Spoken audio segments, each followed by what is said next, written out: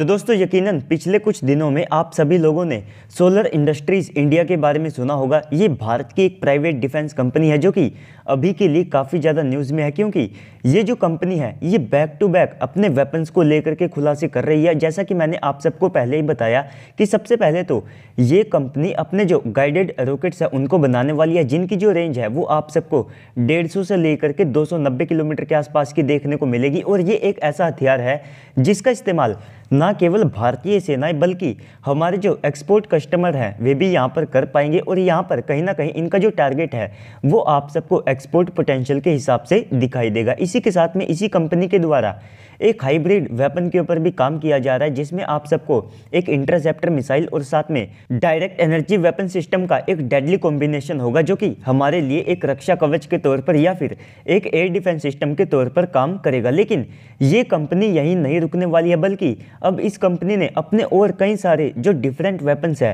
उनको लेकर के बड़े खुलासे किए हैं, जिसके बारे में मैं आप सबको इस वीडियो में बताने वाला हूं। लेकिन वीडियो को शुरू करने से पहले आप अभी से वीडियो को लाइक करके कमेंट सेक्शन में जाकर के जय हिंद कमेंट कर दीजिएगा। तो दोस्तों सबसे पहले तो सोलर इंडस्ट्रीज इंडिया के जो अध्यक्ष है, जिनको हम सब सत्यनारायण नंदवाल नुवाल के नाम से जानते हैं, तो इन्होंने सबसे पहले तो ये बताया कि सोलर इंडस्ट्रीज को फाइनली सरकार के द्वारा रॉकेट सिस्टम और एक इंटरसेप्टर और डायरेक्ट एनर्जी वेपन सिस्टम के कॉम्बिनेशन को बनाने के लिए जो मंजूरी है वो यहाँ पर मिल चुकी है। इसके बाद में अब ये कंपनी इनके अलावा 13 और सिस्टम को यहाँ पर बनाना चाहती है, जिनका इस्तेमाल भारतीय सेनाएं कर सकती होगी और इनका जो एक्सपोर्ट पोटेंशियल है वो भी आप सबको काफ़ी ज़्यादा दिखाई देगा। तो जहाँ पर ये जो कंपनी है ये इन 2 सिस्टम के साथ में और अपने जो 13 टाइप के अलग अलग वेपन्स होंगे, जिनमें आप सबको कई सारे ऐसे वेपन्स देखने को मिल सकते हैं जिनकी भारतीय वायुसेना और भारतीय थल सेना को काफ़ी ज़्यादा आवश्यकता है। तो ये जो वेपन्स है ये इनके द्वारा यहाँ पर बनाए जा सकते हैं और इनका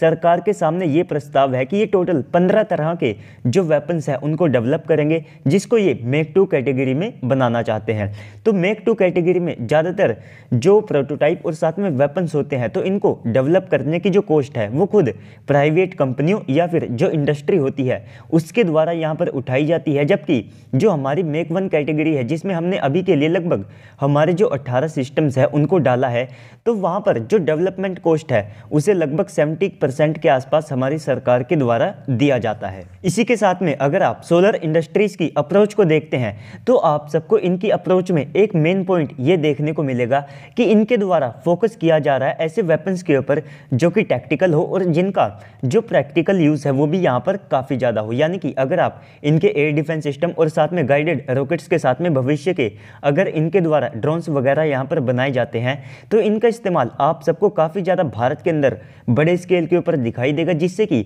इस कंपनी का जो मेन एम है यानी कि इनके जो हथियार हैं वे हमारी सेनाओं के द्वारा काफ़ी ज़्यादा बड़े स्केल के ऊपर इस्तेमाल किया जाए। इसी के साथ में ये एक्सपोर्ट के ऊपर भी काफ़ी ज़्यादा ध्यान देने वाले हैं, क्योंकि जब इनके रॉकेट सिस्टम को बनाने को लेकर के खबरें सामने निकल करके आई थी तो उसी समय ये इंडिकेशंस आ चुके थे कि इनके ये जो गाइडेड रॉकेट्स है तो इनको डेफिनेटली आर्मेनिया जैसे जो कंट्रीज है इनको भी सप्लाई किया जा सकता है। इसी के साथ में भारत अब इस चीज़ के ऊपर भी फोकस कर रहा है कि हम यूरोपियन और साथ में जो रशियन वेपन्स है इनका एक अल्टरनेटिव यहाँ पर तैयार करें, यानी कि हमारे हथियारों की जो कॉस्ट है वो भी काफ़ी ज़्यादा कम हो और इनकी जो क्वालिटी है वो भी आप सबको वेस्टर्न स्टैंडर्ड्स की दिखाई दे, जिससे कि ये जो छोटे बजट वाले देश है जैसे कि आर्मेनिया, ग्रीस और साथ में काफ़ी सारे आप सबको पूरी दुनिया के अंदर देश ऐसे देखने को मिलेंगे जिनका बजट काफ़ी ज़्यादा कम होता है। तो इन देशों को हम अपने जो टैक्टिकल और साथ में प्रैक्टिकल वेपन्स है ये यहाँ पर एक्सपोर्ट कर सकते हों। और अब रही बात इस कंपनी के हथियारों के टाइमलाइन की, तो सबसे पहले तो